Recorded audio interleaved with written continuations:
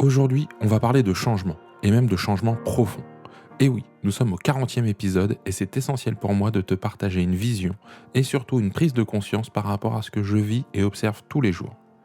Si tu veux de l'actionnable rapidement, je t'invite à écouter le prochain épisode ou les plus anciens, car là, on est parti pour aller sur du durable, du long terme, de l'impactant et surtout de l'humain. Alors, si tu es curieuse ou curieux, ou si tu sens pousser en toi un besoin de changement profond, cet épisode est pour toi.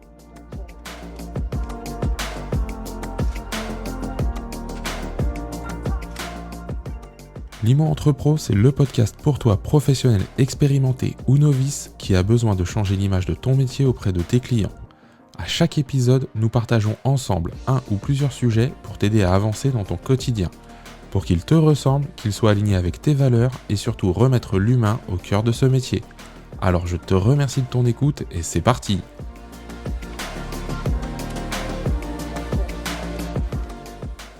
Pour commencer, si tu continues à écouter cet épisode après cette intro, eh bien je te remercie, car tu ressens le besoin de lancer un mouvement lié à tes valeurs profondes et donc tu veux aller plus loin. Alors, pourquoi aujourd'hui je te parle de ça? C'est un petit rituel que j'ai mis en place dans le podcast, c'est qu'à chaque dizaine, je l'ai faite avec un épisode un peu plus introspectif, un peu plus personnel, un peu plus, comment dire, en tout cas qui vient peut-être d'un peu plus profond en moi, tout simplement. Alors, comment on va commencer? Eh bien, on va déjà partir du fait que moi aujourd'hui, je fais des constats, que ce soit au quotidien, dans les échanges, lors de formations, sur les réseaux sociaux et je me rends compte que on est dans la culture de l'immédiateté.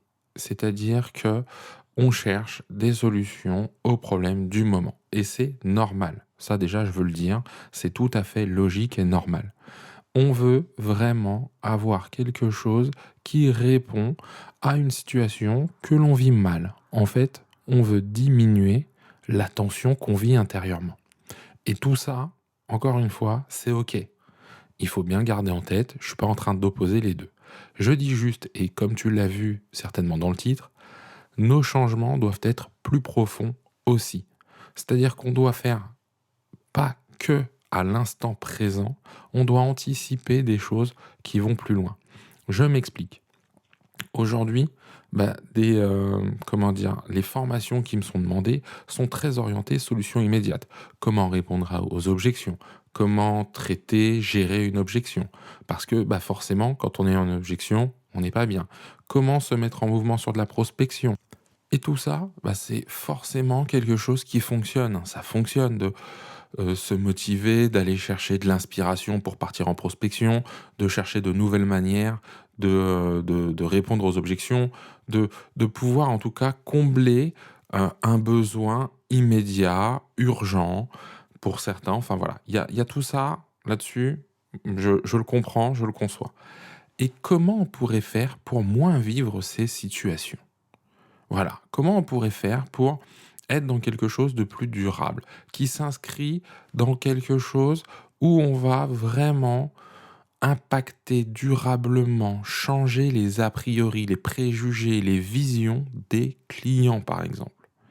Est-ce que c'est en répondant à l'objection d'un client à un instant T? Par exemple, il me refuse l'exclusivité. Oui, mais c'est pas traiter les choses de façon grande, de masse. Qu'est-ce que j'entends par là? C'est lui, je vais certainement, comment dire? Savoir, en tout cas tenter, hein, il y a pas de certitude, mais savoir lui répondre, lui mettre éventuellement les arguments, face à lui et c'est très drôle parce que, il y a pas longtemps, il y a, des personnes et c'est pas encore une fois grave, mais c'est j'ai l'impression que c'est depuis que le monde est monde qu'on vit ça. Voilà.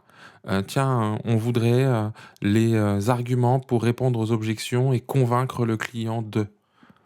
Je sais qu'on est tous en recherche de ça, mais il manque une autre dimension. C'est-à-dire gardons les formations qui existent à ce niveau-là, bien évidemment, développons-les, faisons-les évoluer entre les retours des personnes, les visions, les nouvelles méthodes.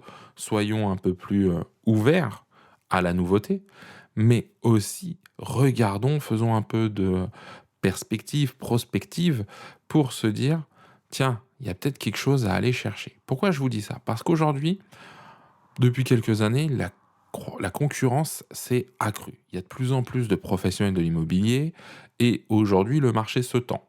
Et au dernier salon Rent, eh bien, il s'est dit que ça allait être de plus en plus compliqué, d'accord? Et certains professionnels se disent: «J'ai hâte que ça devienne très compliqué pour», j'ouvre les guillemets, «assainir la profession». C'est-à-dire que ceux qui le faisaient par facilité vont se retrouver face à des difficultés qu'ils ne sont peut-être pas prêts à affronter et donc abandonner, laisser la place.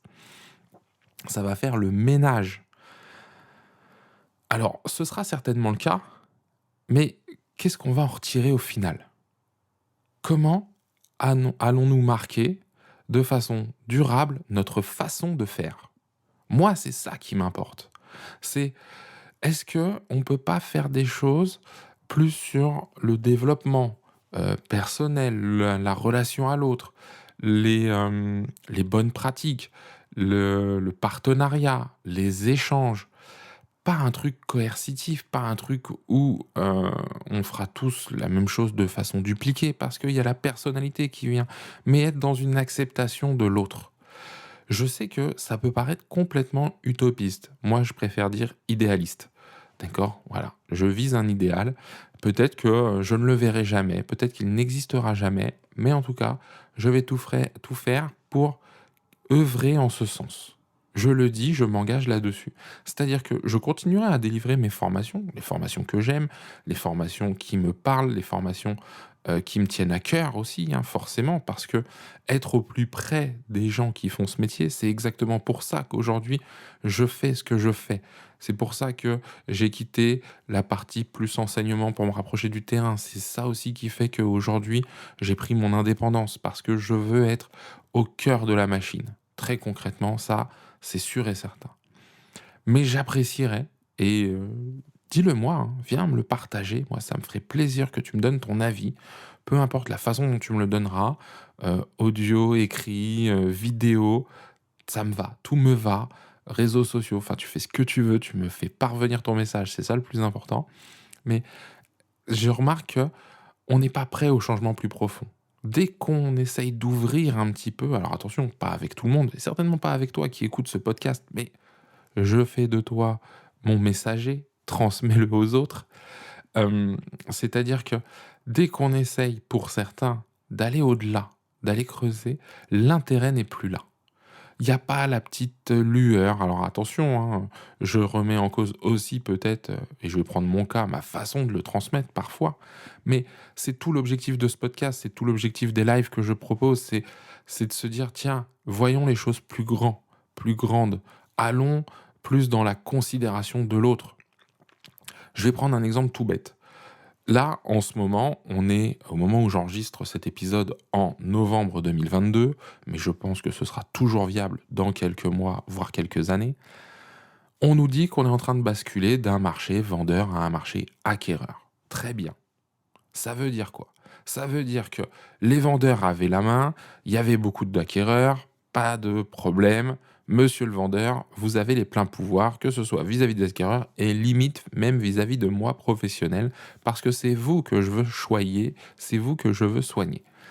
Et à côté de ça, on avait les acquéreurs qui étaient là en masse, et puis bah, laissez vos coordonnées, on vous rappellera. En gros, et ça fonctionne dans plein d'autres domaines que l'immobilier, je tiens à le dire, si tu es intéressé par mon produit, tu l'achètes. Si tu n'es pas intéressé, passe ton chemin, ne viens pas m'embêter, ne viens pas me prendre du temps, parce que, eh bien, ce temps, je le consacre à d'autres personnes qui sont plus intéressantes que toi à mes yeux.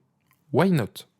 Mais c'est de l'opportunisme quand même. C'est-à-dire que je sais qu'il faut saisir les opportunités, mais là, on est sur le côté extrême. Je m'explique. Si je veux qu'on me traite avec considération et pas par opportunité, il faut peut-être que ça commence par moi. Il faut peut-être que je m'intéresse aux projets des gens, que je m'intéresse même pas à leurs projets, que je m'intéresse à eux d'abord. Et c'est là où moi, je suis hyper sensible à ça. C'est-à-dire que je suis prêt à aller avec, je vais être très direct avec vous, presque n'importe qui.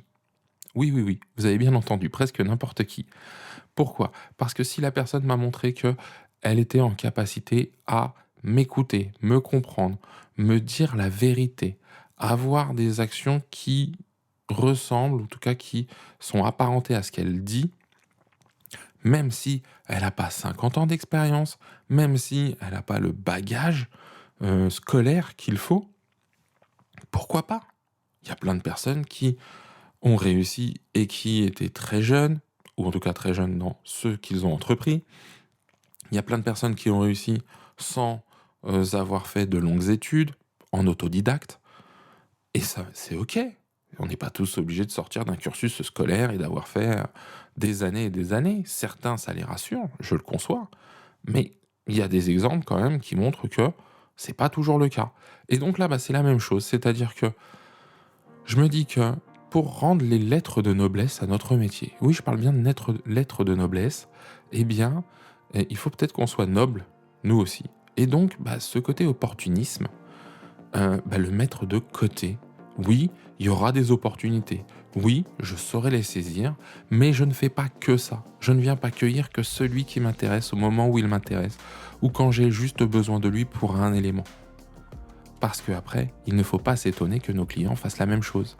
C'est-à-dire que, je prends un exemple concret, ils viennent pour connaître le prix de leurs biens, et donc, ils prennent nos informations, nos estimations, et après le mettent en vente, tout seul.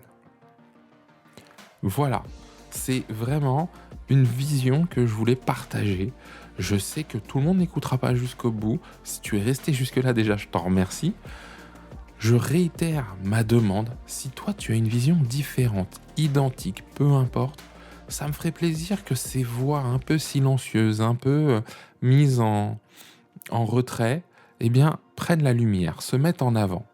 D'accord? Donc fais-moi un petit message, un mail, tu as tous les liens dans la description de cet épisode. Tu cliques sur celui qui t'intéresse le plus, prends rendez-vous avec moi pour qu'on en discute de vive voix, peu m'importe. Ce que je te propose, c'est qu'on continue là-dessus, qu'on partage nos idées et de voir comment on peut faire grandir notre métier. Voilà. Écoute, moi je trouve que c'est pas mal comme proposition. En tout cas, moi, elle me plaît bien. Si j'ai un retour, 10 retours, 100 retours, je les prendrai tous. Ou aucun, si je suis seul à penser ça. Mais même si je suis seul à penser ça, je continuerai dans cette voie.